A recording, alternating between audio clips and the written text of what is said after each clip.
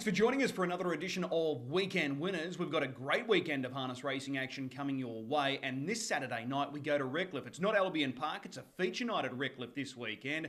We've got the 2-year-old Group 1 feature for Garrards, the Redcliffe Yearling Sales Series Classic, and we've also got the Redcliffe Cup. In this edition of Weekend Winners, we're going to speak with Kelli Dawson, who's got the key drive on the favourite in the 2-year-old feature. That's Manila Playboy, drawn the inside of the second row, and we're also going to catch up with Paul Diebert. That's all just around the corner.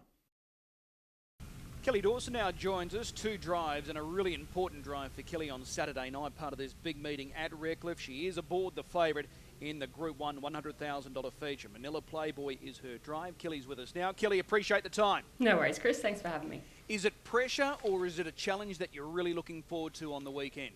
Oh, I don't feel there's pressure. It's something I'm looking forward to. I am nervous. We want to get it right on the night. So, yeah, there's no pressure from people around me. I guess it's probably a little bit that I put on myself. Okay, the draw on Tuesday, the inside of the second row. Tell me, what was the initial reaction? Oh, I guess the thing is the one is a fast beginner. There isn't a great deal on the front line. There is a lot of options for us. So it's going to be something we have to work out on the night, I think. But that is the key. There is options.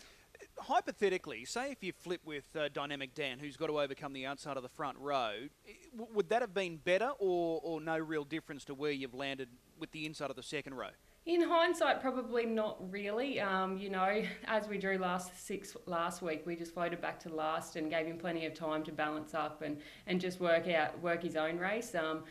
I would have probably done the same thing if we'd drawn 6. So, yeah, looking at it on paper like that, 7 to 6, there probably isn't much of a difference. Okay. Now, there's been plenty of good raps on this guy from the very beginning of his career. He's looked the part so far. Do you think he's the best 2-year-old in the state? Oh, it's hard to compare. His 2 starts that he's had, he's been, 3 starts, 2 of them that he's done everything right. He's been ultra impressive. And probably for that fact, every trial and education that he's had, he's got motors. I've probably not sat behind a young horse like him. But, horses step up and it's going to be a leveller.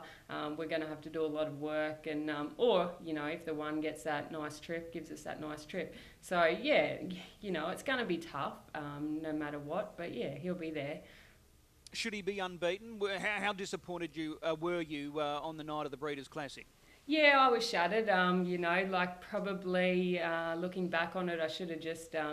He's got so much speed and I should have controlled where he used his speed more. I do think he had the ability to beat them on the night and just when you let him go down the back, he just does that so easy. And I think probably just greenness and I sort of just gave him too much speed into the corner. But we learned from it and I guess now I know where to use his speed. Okay, well that's the main thing. Now just going back to last Friday night with the heats, you were easily the quickest of the 3 heats, far superior compared to Dynamic Dan and Glitter Strip. He looked to do it so easily. That's the biggest thing with him, I just sat there and I nursed him around that last corner. You got a horse there and as soon as you give him that bit of head, he just runs on by him. And I think every time he's been with one, that's what he's done. He's never been pushed out and that's the biggest thing. I don't know how far he will go once we do push him out, but while he's running past him, it's hard to know and hard to, guess what more he can do. But, he did that in track record for a 2-year-old, so yeah, it's pretty unreal to think that he just sat outside of him and did it so easily. Who impressed you more out of Dynamic Dan or Glitter Strip, and is there something else out of the heats that caught your eye? I did really like Dynamic Dan, its run from a long way back was really good. There was a lot of speed early in that race. Super Bond also got home really well, so if there's a lot of speed early in this race on Saturday night, there is going to be horses that are going to be running home well. So there is a few ones there. Glitter Strip goes well. She's Miss Divine. She's drawn 2. It levels them all up with the draw, I think. So you just need no bad luck. That's the bottom line. Pretty much, stay out of trouble, I think. And hopefully if he gets his chance, I know he's got awesome speed. I think his speed's his best asset. His toughness, though, we've seen in every one of his starts. So I think he is the all-round package, but, we need to have a clear sort of trip and, no trouble to come our way. Okay, well, he looks super exciting. There's no question about that. The Triad, that's obviously another target next month? Yeah, all going well. We'll head there. That these were his two main targets. If he hadn't have made it into the breeders earlier on, it wasn't going to be a big deal for us because these were the targets. So hopefully we get it right on the night. All right. Well, the other drive for you on Saturday night is the big brother, Bangkok Bravado, who goes around in the following race, race 7. Now, he's first up. We haven't seen him since January. He hasn't trialled. He lands gate 1. What are we expecting? Yeah, he's probably going to be a little bit underdone, but Shane, he's got a knack of always getting him right. I think he'll be pretty fit, and he should be pretty ready to go. So I wouldn't be surprised if he does run a race. Okay, well, his form last campaign was good. Third behind Cherry's the best last time out. Good winner at Albion Park 2 runs ago. He's well up to taking this race, and his record at this track is excellent. Yeah, it is, I do like him. It's funny, when I drove him as a 2-year-old, he was a really nice horse too, and at the time, but probably comparing him to Manila Playboy now, he's got nothing on him, but he's a nice horse in his own right, and I think we'd all like to have one of him in our stable. Well, you've got two excellent drives there. The brothers, Manila Playboy, Bangkok Bravado, races 6 and 7 respectively. Manila Playboy, he's the key drive. Really appreciate the time, and best of luck on Saturday night. No worries, thanks, Chris. Paul Diebert joins us now to chat about his book of drives coming through on Saturday night, this feature night of racing at Redcliffe. And Paul's straight into action in one of the features, the Redcliffe Trotters Cup. He will partner Northern Muscle, and this is a combination that's going great guns currently. Paul, appreciate the time. Thanks, Chris. I appreciate getting the interviews. Northern Muscle, you've been with this guy over his past 3 starts, and the form lines look terrific. Win, and a very good third last week against Sir Fahrenheit, who you meet again this Saturday night. You obviously like this guy and you click. Yeah, no, I really do enjoy driving him, and Dennis has done a real good job with him, and I think he can step up to the plate. He's one of the better trotters I've ever sat behind. He's had a few issues, and Dennis has never won a nice feature race, so I'd like to do that for him as well.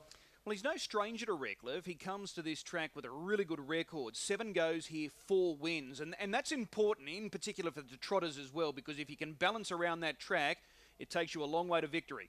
Yes, definitely, and he's got a good turn of speed, and Arrow and Nova couldn't sit on him, and I missed away last week, so hopefully everything going to plan. I can step him a bit better like I have the last 2 runs when I'd won, and get a nice handy spot, and yeah, I might do a bit more work this week and just see how the races run. Hypothetically, with a good beginning, where would you want to be, after going 200 metres? Well, I want to be up the front end somewhere. Just have to suss the situation out and, just take it from there. He's probably not good enough to sit parked out, but if I'm up there close enough, if I can find the front or sit somewhere close enough, he'll be thereabouts. As I mentioned, Sir Fahrenheit was able to beat you last week. He lines up again. Majestic Simon comes into the mix this week. Are they the two that probably loom as the biggest threats right now? Yeah, definitely.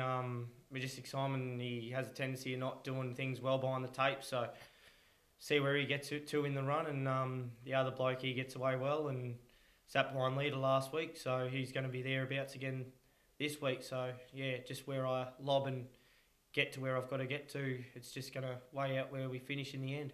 Well, you're looking to start off a 20-metre handicap. Those guys I just mentioned, they're off the front in 10 metres, so you shouldn't be too far away, knowing that Northern Muscle's such a reliable beginner.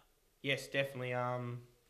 He's been reliable of late, but he had tendencies early on to do things wrong. But yeah, hopefully I can get back to how he was the first 2 runs and step and not really have to worry about finding the posse at the back and be up the front somewhere this week. All right, well, that's Northern Muscle in the Redcliffe Trotters Cup. The other feature is the Group 1 2-year-old event, the Garrard's Redcliffe Yearling Sales Series Final. You've picked up the drive on Melton Insulted. This little filly's improving. Her past couple of runs have been okay. The heat effort last week was sound. The draw's a little tricky. Gate 4 with speed to your inside. How do you see it? Yeah, I didn't do much assessing of this race, so I didn't think I was getting interviewed about this. But it was a late pickup drive. Mr. McMullen told me last night about the drive, and I'm looking forward to driving in a $100,000 race. It's Group 1 race, so something to look forward to, and the owners only paid $200 for it, so it's a win for them as well, and they'll be happy to see it go around. It's going to be a hard race. There's a very, very good bunch of 2-year-olds in the Redcliffe series, so the draw don't help, and I don't think I'll get forward. I just have to drive it with 1 run, bit of luck late, to get to finish in the best possible position. All right, race 7, Got a Moment. He's got gate 6. The obvious question, are you going back at the start here with Got a Moment this week? Yeah, no, there's no question about it. He just he doesn't seem to go any good used, and he's just been real hard horse to handle this time in. So no, he's just going back. He's been put out of the draw, I'm pretty sure, and yeah, just go back with one run. And I thought he would have run a better race last week, and he just didn't want to run on. Okay, he does have a good record at this track, so yeah, an improved effort wouldn't shock anyone. Yeah, that's it, and he is a good horse when he's right. So I am just not going to worry about his runs and just drive him the way he feels, and that's just the way to drive him. He's not a really horse on the way he races. He's just you just got to go the way he feels, and yeah, can't really worry about the form line. Okay, With the Band is your other drive on Saturday night in the Mayor's Pace, race 9. No doubt she's a favourite of yours. She is in super form, and she was very strong last week, winning at Albion Park. Yeah, definitely. I've had 4 drives for 3 wins and a second, so she'll be better this week. He's done a few gear changes, and yeah, I'm sure I should be able to find the marker pegs and hopefully lead them all the way. Like last week, I had a gear malfunction from the gate. As soon as the mobile said go, the Buxton, the strap that goes underneath the girth there, it come undone as soon as the mobile said go. So that sort of irritated her a bit. And this week, hopefully no gear malfunctions, and hopefully lead and win. She looks a really good horse to drive because she's got that tactical speed. You can use her off the gate, you can sit her off a helmet, and she can ping at the finish. Definitely.